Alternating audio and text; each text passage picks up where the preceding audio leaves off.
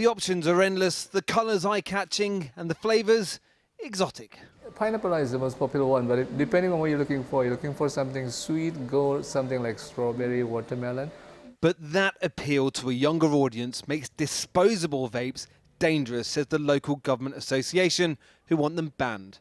Which is an issue if you own a vape emporium and around 40% of your sales comes from disposables. How's that going to affect you? In terms of business, it will affect my business in the beginning, but eventually I think we will recover pretty well. Because so you'll recover, but do you actually want a ban?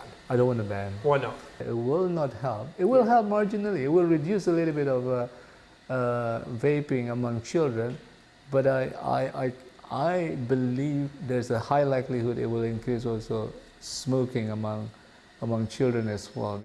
The LGA disagrees and wants a ban by next year. Their reasoning, though, isn't just about the health of our young, but the health of our planet. At the moment, 1.3 million disposable vapes are thrown away a week. That's an astonishing amount of disposals, and they either go into a rubbish bin, in which case they cause us a problem because they create a fire risk to our recycling vehicles and to our recycling centres, or they're thrown onto the floor. All of which makes sense, say some buyers, but a ban could create other issues. What do you reckon? Good idea, bad idea? Bad idea. If you want to get people off cigarettes, they need all the help they can get. Without those disposables, do you think you could have got off cigarettes? No. Well, you don't go from the sort of, let's try it out, because it's only £5 or whatever. If you have to pay £50 on something you're not sure about, you're not going to do it.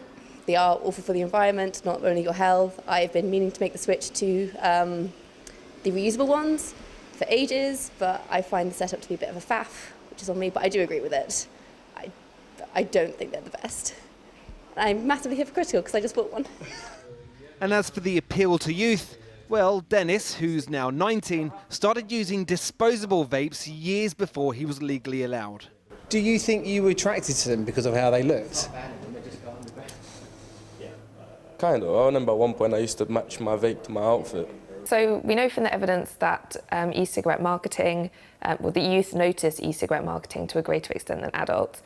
And a study that we published earlier this year, which was among 2,000 youth and 12,000 adults, found that standardising e-cigarette packaging, so by removing brand imagery and removing the colours, reduced appeal to youth but didn't reduce appeal to adults. Health professionals say vaping, disposable or otherwise, is substantially less harmful than smoking. A ban on disposables, though, say local councils in England and Wales, is safer still. Well, manufacturers insist vaping helps people quit smoking and is preferable to cigarettes. Earlier, I spoke to the head of Totally Wicked Vapes, Marcus Saxton, and I asked him if he thinks disposable vapes should be banned. In our view, Kieran, no.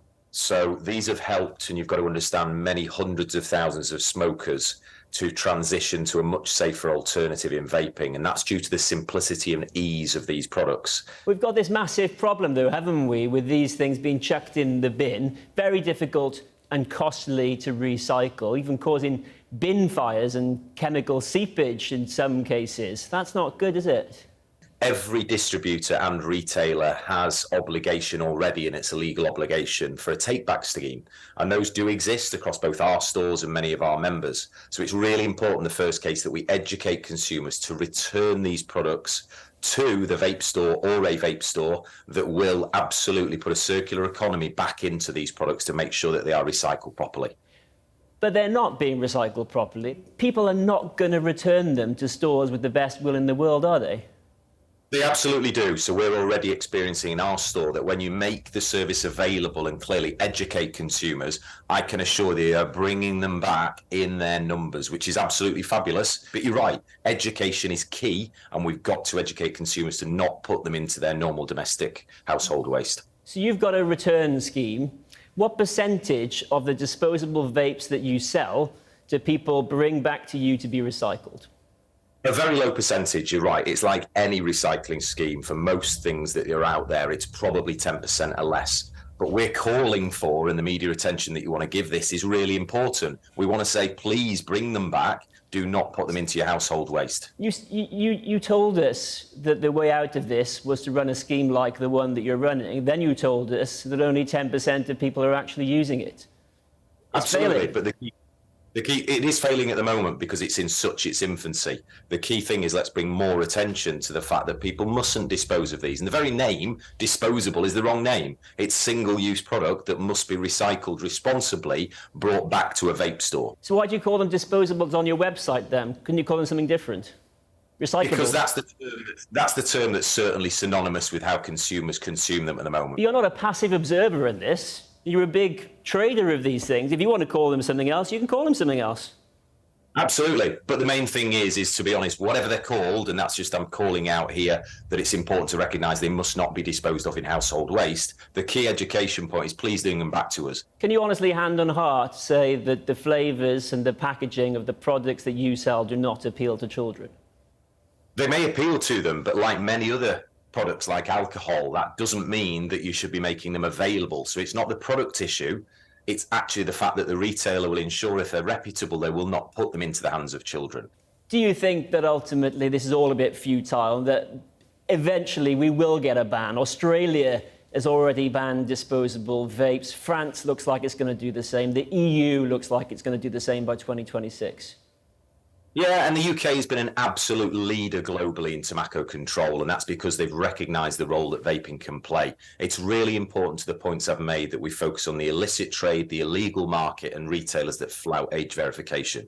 The key thing here is we've got over 6 million smokers that these products are providing an entry point that's with ease and convenience like smoking a combustible cigarette. And therefore, if we do this the right way, we can ensure that we continue to be a leader rather than actually not. Okay. Marcus Saxton, thank you very much for speaking with us. Thank you.